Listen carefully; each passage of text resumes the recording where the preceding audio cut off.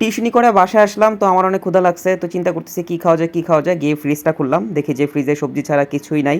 তো চিন্তা করতে লাগলাম কী করা যায়, তো অমনি করে মাথায় একটা বুদ্ধি আসলো। তো লুঙ্গি পরেই বসে পড়লাম। তো এখন হচ্ছে আজকে আমি ফ্রেঞ্চ ফ্রাই আর আমার মায়ের একটা নতুন আইটেম যে বাংলা ফ্রাই, হ্যাঁ, তো বাংলা পটেটো ফ্রাই এটা আমি বানাবো। তো আলু সুন্দর করে আলুর ছোলা ছুলে নিলাম, তারপরে হচ্ছে যে ফ্রেঞ্চ ফ্রাই করার জন্য যে সুন্দর করে আলুগুলা সুন্দর করে কেটে নিলাম। তো খুব সাবধানতার সাথে যাতে হাত না কাটে। তো দেখা যাচ্ছে এই জায়গায় হচ্ছে সব আলু। আর এই আলুগুলোর সাথে যে এই যে আমি বলছিলাম যে বাংলা পটেটো ফ্রাই করার জন্য আলুগুলো হচ্ছে আমি পাতলা পাতলা করে কেটে নিছি। তো এরপরে হচ্ছে ফ্রেঞ্চ ফ্রাইয়ের জন্য আলুগুলো আমরা জানি একটু সিদ্ধ করে নিতে হবে, হালকা সিদ্ধ। তো আমি লবণের সাথে একটু পানি দিয়ে সিদ্ধ করলাম। পাশাপাশি হচ্ছে যে এই বাংলা পটেটো ফ্রাইয়ের জন্য হচ্ছে যে আমি আলুর সাথে লবণ, মরিচ আর হচ্ছে হলুদ দিলাম একসাথে।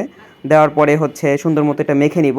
তো যারা মেয়েরা আছো তোমাদের হাত অনেক নরম, তোমরা এটা ভুলেও বাসায় করতে যাবে না, তোমাদের হাত জ্বলতে পারে।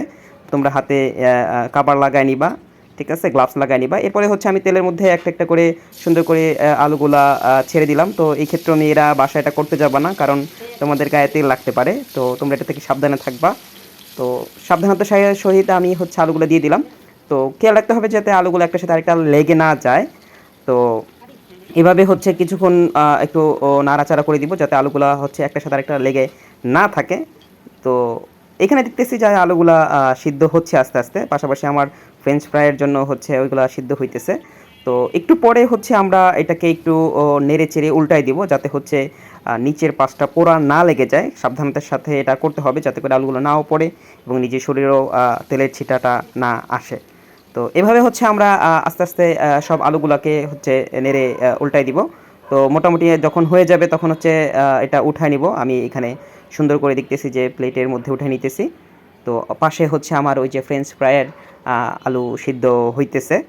তো এরপরে যখন ফ্রেঞ্চ ফ্রাই আলুগুলো সিদ্ধ হয়ে যাবে তো এটা সাবধানতার সহিত নেমে বেসিনে নিয়ে নিব। একটা ঝুড়ির মধ্যে হচ্ছে পানি দিয়ে এটাকে ঠান্ডা করব। তো একটু নাড়াচাড়া করে নিলাম এবং এটা হয়ে গেলে আমি এটাকে আমার আগের বাটিতে নিয়ে নিলাম।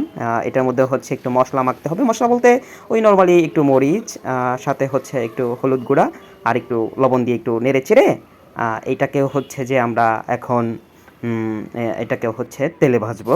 তো তেলের মধ্যে দিয়ে দিলাম। তো একটু নাড়াচাড়া আবারও এটা করতে হবে যাতে লেগে না যায়। তো একটু সাবধানতার সহিত এটা করব, একটু নাড়াচাড়া করব, তাহলেই এটা মোটামুটি ৫-১০ মিনিটের মধ্যে হয়ে যাবে আর কি। তো এখন আমরা ওয়েট করি এটা কীভাবে আমরা পরিবেশন করব। লালা, এই হচ্ছে আমার আজকের আইটেম। ক্ষুধা নিবারণের জন্য হচ্ছে বাম পাশে এটা যে বাংলা পটেটো ফ্রাই আর এটা হচ্ছে ফ্রেঞ্চ ফ্রাই। তো এটা সস দিয়ে খুব সুন্দরভাবে আপনারা বাসায় এটা উপভোগ করতে পারেন। ধন্যবাদ।